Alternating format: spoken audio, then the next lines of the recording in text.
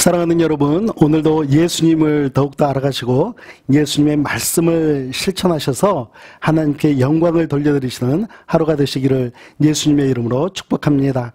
오늘 주신 하나님의 말씀은 마태복음 22장 34절 말씀부터 46절 말씀입니다. 오늘 말씀의 제목은 그리스도를 아는 자가 실천할 가장 큰 계명입니다. 마이클 프로스트라는 분이 말하기를 이미 그리스도인이 되었다 해도 우리는 복음에 거듭 침잠할 필요가 있다라고 이야기했습니다. 우리 그리스도인은 이미 알고 있는 말씀이라고 해도 거듭 되새기고 또 실천을 해야 합니다. 우리 34절 말씀부터 36절 말씀을 보겠습니다. 예수께서 사두개인들로 대답할 수 없게 하셨다함을 바리새인들이 듣고 모였는데 그 중에 한 율법사가 예수를 시험하여 묻되 선생님, 율법 중에서 어느 계명이 크니까? 유대인들에게는 가장 큰 계명을 찾는 것이 중요한 이슈였습니다. 당시 랍비들은 율법을 모두 613개 조항으로 만들었습니다. 그리고 그 가운데 248개 조항은 더 중요한 조항이라고 구분을 했습니다. 이렇게 더 중요한 율법이 무엇인가 하는 문제는 유대인들 사이에서 항상 논란이 되어왔던 것이죠. 율법사는 이렇게 어려운 문제를 예수님 앞에 내면서 예수님을 책잡기 위해서 묻습니다. 가장 중요한 계명은 무엇입니까? 라고 물은 것이죠. 예수님의 대답은 무엇입니까? 37절 말씀부터 39절 말씀입니다.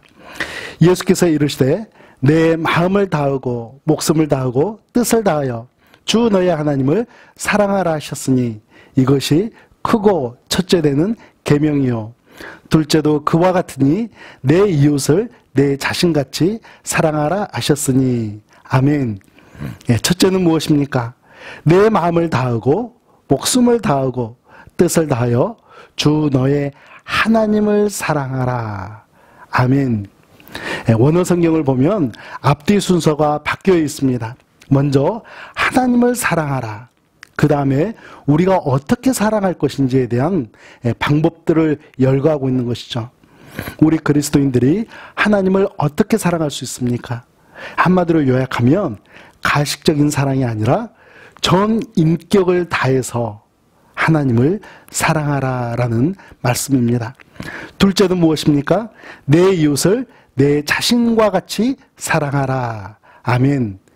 당시 바리새인들은 하나님께 의무를 다하다 보면 부모에 대한 의무를 소홀히 할 수 있다라고 가르쳤습니다. 그러나 예수님께서는 어느 것 하나라도 소홀히 해서는 안 된다라고 가르쳐 주시는 것이죠. 가장 큰 계명에 대해 답변을 주신 예수님은 바리새인들이 모였을 때 다윗과 그리스도의 관계를 물으십니다. 43절부터 45절 말씀입니다.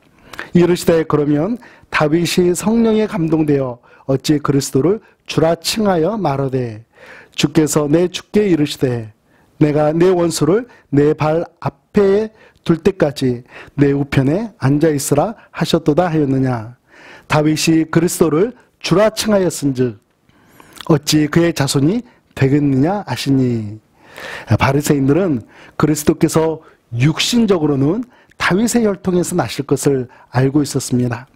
그렇지만 예수님은 다윗이 자신의 후손으로 태어난 그리스도에게 신분적으로 주님이라고 부르는 것이 논리적으로 맞느냐 하고 물으신 것이죠.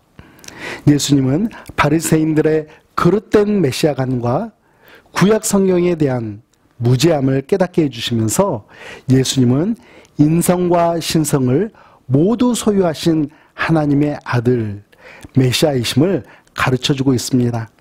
사랑하는 여러분, 우리 그리스도인들이 지켜야 할 가장 큰 계명은 하나님을 사랑하는 것과 내 이웃을 내 자신과 같이 사랑하는 것입니다. 팬데믹으로 인해서 생활에 많은 불편함이 있지만 이런 때일수록 하나님 사랑과 이웃사랑을 실천하셔서 하나님께 영광을 돌려드리시는 여러분과 제가 되기를 예수님의 이름으로 축복합니다. 우리 함께 기도하겠습니다. 사랑의 하나님, 죄인들인 저희에게도 사랑할 수 있는 마음을 주셔서 하나님을 사랑하고 이웃을 사랑할 수 있도록 은혜 베풀어 주심에 감사를 드립니다.